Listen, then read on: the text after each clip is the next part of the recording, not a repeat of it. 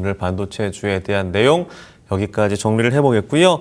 다음은 방산주입니다. 언급해드린 것처럼 트럼프 대통령 중간 선거를 앞두고 있음에도 정말 이 이슈를 어떻게 처리하려고 하는 것인지 계속해서 공세의 고삐를 늦추지 않고 있는 모습인데 방산주는 좋은 흐름 보여주고 있습니다. 공격이 강해질수록 주가 흐름이 좋게 나타나고 있는데요.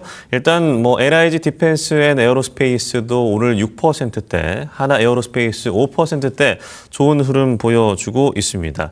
일단 중동 리스크가 발현했던 지난 3월을 생각해 보면 참 뜨거웠다가 결국에는 계속 유지가 되진 또 않았거든요. 방산주는 어떻게 봐야 될까요? 아무래도 이제 방산주는 한 3년간, 4년간 전쟁 발발 이슈로 인해서 계속 시장에 부각을 받았었던 것 같습니다. 네. 우크라이나 전쟁 때부터 시작을 해서 이란 전쟁 관련된 부분으로까지도 계속 이슈가 되고 있어서 다시 조금 잠잠해지는 줄 알았으나 또 이란 관련된 전쟁이 확대되면서 부각을 받았다라고 보고 있습니다. 네. 하지만 비단 이 관련된 종목들이 수주가 단기적으로 좀 부진한 게 아닌가라고 생각을 하시는 경우가 많은데 네. 수주는 수주대로 계속 이어가고 있는 상태에서 이런 변수가 생기기 때문에 주가가 빠지지 않고 있다라는 걸로 볼 수가 있을 것 같아요. 그래서 다른 대부분의 종목들이 많이 하락을 했지만 그나마 방산 관련된 종목들은 좀 잘 버텼다라고 생각을 할 수가 있어서 오늘 이란 전쟁 관련된 이슈로 인한 상승도 동반되고 있지만 네. 방산주 하반기에 대한 해외 수주 모멘텀까지 같이 연계를 해서 본다라고 하면 좀 긍정적으로 계속 보셔야 될 것 같다라고 말씀을 드려야 될 것 같습니다. 그럼 하반기 수주가 좀 기대되는 기업은 어떤 기업을 좀 볼 수 있을까요? 아무래도 이제 빅4를 봤을 때 네. 하나에어로스페이스와 그리고 현대로템 그리고 LIG 디펜스 앤 에어로스페이스 그리고 한국항공우주 정도 관심 있게 봐야 될 것 같다라고 말씀을 드릴 수 있는데 네. 일단 하나에어로스페이스는 자주포 K9에 대한 수주 모멘텀이 계속 있다. 여기에 대한 부분뿐만 아니라 다른 해외 쪽에 대한 팔로의 수주가 이어진다라고 하면 10조 정도는 어느 정도 메울 수 있다라고 좀 얘기가 나오고 있고요.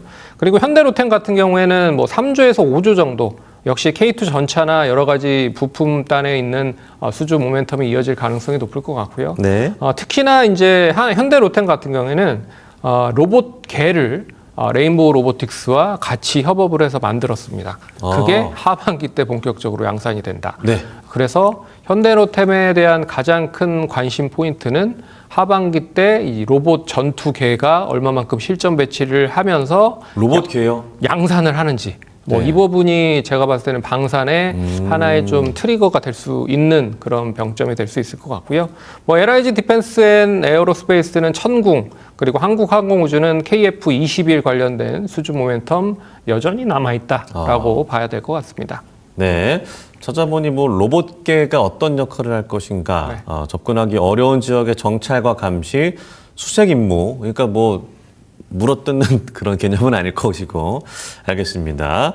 기대를 해보죠. 일단은 하나 에어로스페이스가 이 한국 항공우주의 지분을 높여가고 있습니다. 13% 이상까지도 최근에 엿새간의 어떤 매집을 확인할 수가 있었는데요. 하나 에어로스페이스가 한국 항공우주를 매입하고 결국에는 이제 아직 인수가 된 건 아닌 거죠. 네. 그 이유를 뭐라고 설명을 하면 좋을까요? 아무래도 이제 한국 항공우주가 이제 전투기만 만든다라고 많이 생각을 하고 있는데 네. 원래는 우주 항공 관련된 것도 그렇죠. 같이 병행을 하고 있는 상태입니다. 그래서 하나 에어로스페이스는 방산 관련돼서 전투기 쪽에 대한 모멘텀이 어느 정도 있지만 레퍼런스를 좀 다양하게 할 필요가 있다라고 생각을 하는 것 같아요. 네. 그래서 이 한국 항공우주를 인수를 함으로써 우주 항공이라든지 그리고 이 방산 쪽에서에 대한 그런 레퍼런스도 좀 확대를 하기 위한 그런 선제적인 이 지분 확보가 아닌가라고 말씀을 드려야 될 것 같고요. 네. 올해까지는 15% 정도 확보를 하고 나서 내년도에 좀 더 인수를 가시화하려고 준비를 하고 있는 것 같습니다.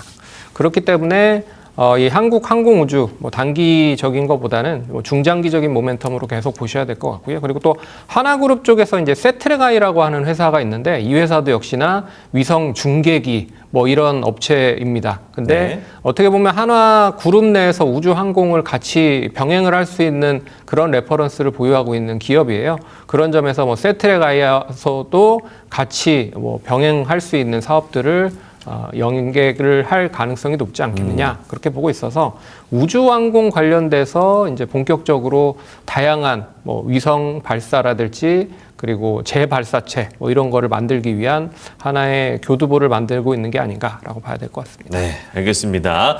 방산주 이렇게 정리를 해보죠. 다음은 신재생에너지주 본격 상승 서막에 대한 이야기를 나눠보도록 하겠습니다.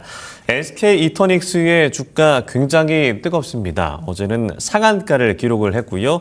오늘 윗꼬리가 좀 달리고 있습니다만 오늘도 상승 흐름 계속해서 이어가고 있습니다. 일단 국제유가가 상승한 영향이 가장 크다고 볼 수 있을까요? 그렇죠. 이제 아무래도 국제 유가가 이제 상승을 하다 보니까 상승을 하면 당연히 이제 대체할 수 있는 에너지원이 뭐가 있느냐를 생각을 해보면 당연히 태양광, 원전, 뭐 풍력, 뭐 그리고 뭐 고체 산화물 연료 전지 SOFC 뭐 네. 이런 쪽에 대한 관심도가 많이 늘어나고 있는 것 같아요. 그래서 이 관련된 종목들이 어제부터 좀 상승을 하고 있다라고 생각을 할 수가 있는데 지난주까지만 해도 어떠한 뉴스가 뭐 재료가 나온다라고 해도 시장에서 전혀 반응을 하지 않았습니다.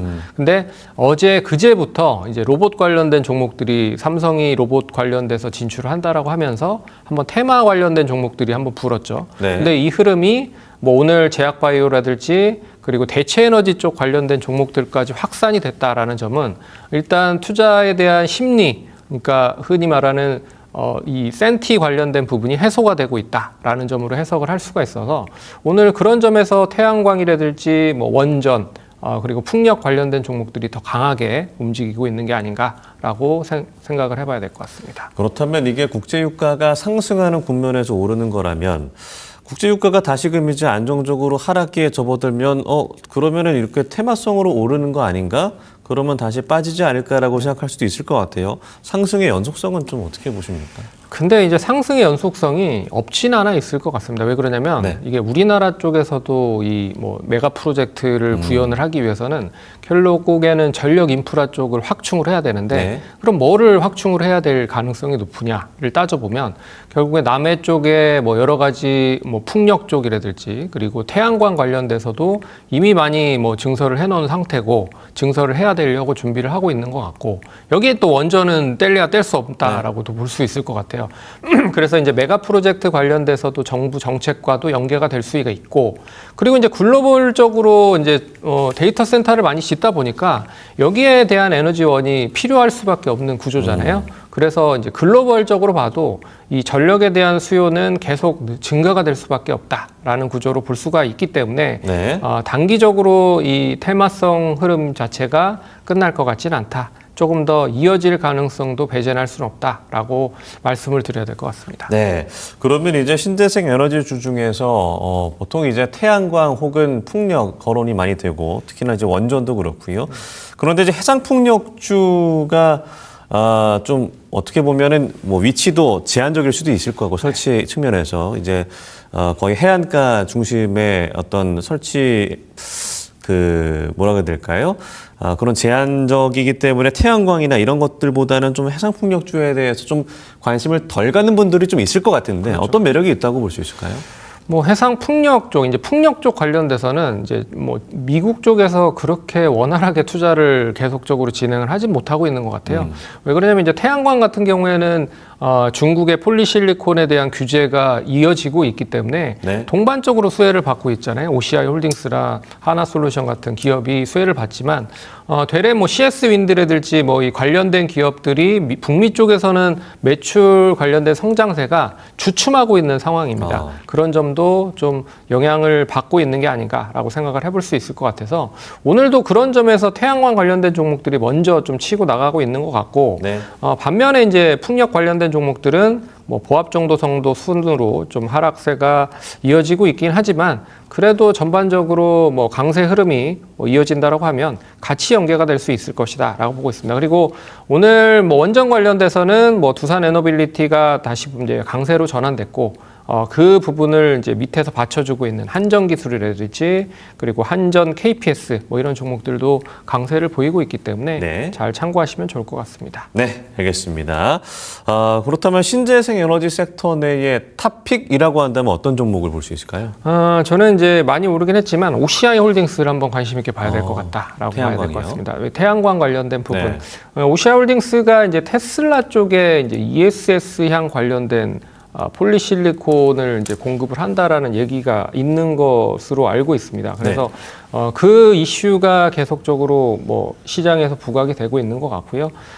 그 부분뿐만 아니라 이제 뭐 자회사로 넘어가면 OCI가 이제 반도체 소재에 대한 부분으로도 실적이 좀 찍히고 있는 흐름이라 실적에 대한 턴어라운드가 본격화된다라고 하면 OCI 홀딩스가 가장 먼저 수혜를 받을 가능성이 높지 않겠느냐. 네. 그래서 오늘 뭐 SK 이터닉스보다 그리고 HD 현대 에너지 솔루션보다는 좀 더 강세를 보이고 있는 게 아닌가라고 생각을 해봐야 될 것 같습니다.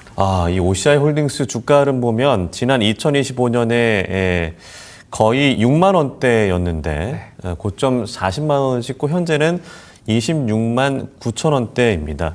저는 개인적으로 궁금한 것이 이 OCI 홀딩스 같은 기업이 정말 이전부터 계속해서 그 가능성을 보여줬던 기업이었기 때문에 이렇게 오른 건지 아니면 최근에 이제 실적 기반으로 굉장히 좋은 바탕이 깔려 있었기 때문에 이렇게 좋은 주가름 나온 건지 궁금한데요. 이 기업이 최근에 좋았던 건가요? 아니면 그동안 계속 좋았었나요? 이게 원래 이제 OCI라고 하는 회사가 있었는데 이 네. 회사가 이제 태양광 관련돼서 한번 붐이 일어나면서 네. 엄청나게 많이 상승을 했습니다. 아마 이제 분할을 해가지고 상장을 다시 한 걸로 알고 있는데 예. 그렇기 때문에 이제 올라간 본 종목이 또 잘 올라간다라고 예전에 어떻게 보면 OCI로 수익을 좀 봤던 투자자들이 네. OCI가 좀 화끈한 그런 종목이고 수익도 많이 나기 때문에 투자를 한 게 아닌가라고 생각을 해볼 수 있을 것 같고요. 그런 점이 같이 부각이 되면서 최근에 실적까지 연계가 되고 그 부분이 시장에서 부각이 되면서 상승을 하고 있는 게 아닌가라고 볼 수가 있기 때문에 네. 뭐 제가 봤을 때는 예전의 명성을 다시 찾는 부분에서 실적이 뒷받침이 되고 있다. 뭐 그 정도로 정리를 하면 될 것 같습니다. 예, 전체적으로 주가 흐름 보니까 어려웠던 기간이 꽤 길었네요. 알겠습니다. OCI 홀딩스 신재생 에너지 섹터 내 탑픽 종목으로 꼽아주셨습니다. 자, 다음으로 오늘 장 탑픽은 어떤 종목인지 꼽아주시죠. 예, 오늘 장 탑픽 종목은 삼성 E&A를 한번 삼성 E&A. 가져왔습니다. 뭐 아시는 바와 같이 삼성 E&A가 오늘 뭐 가장 크게 이슈가 어제부터 좀 되고 있는 부분은 네. 역시 대체 에너지 쪽 관련돼서 뭐 가장 크게 이슈가 되고 있다라고 생각을 해볼 수 있을 것 같습니다. 동사는 이제 뭐 중동 국가들의 여러 가지 대체 에너지 플랜트를 공급을 하고 있는 상태예요. 그래서 네. 사우디의 뭐 파드알리 가스 플랜트에 한 8조 6천억 정도 수주를 받았고 그리고 아랍에미레이트의 메탄올 프로젝트에 한 2조 5천억 정도 수주를 받았습니다. 그래서 올해 연간 수주만 12조 이상의 수주를 기록을 할 정도로 수주 모멘텀이 이어지고 있다라고 봐야 될 것 같고요.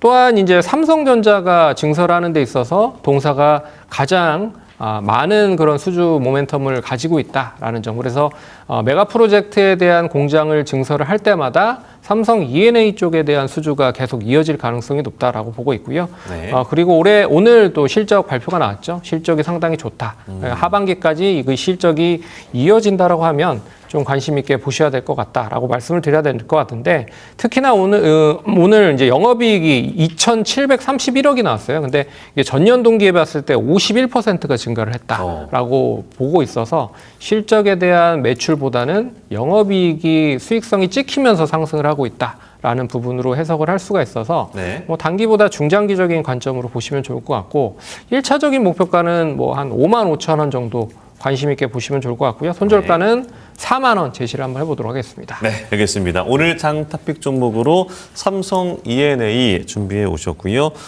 오늘 3%대 상승을 하면서 4만 8천 원대인데 목표가는 5만 5천 원, 손절가 4만 원 제시해 주셨습니다. 지금까지 독립리서치 P&G 손창현 팀장님과 함께했습니다. 오늘 말씀 고맙습니다.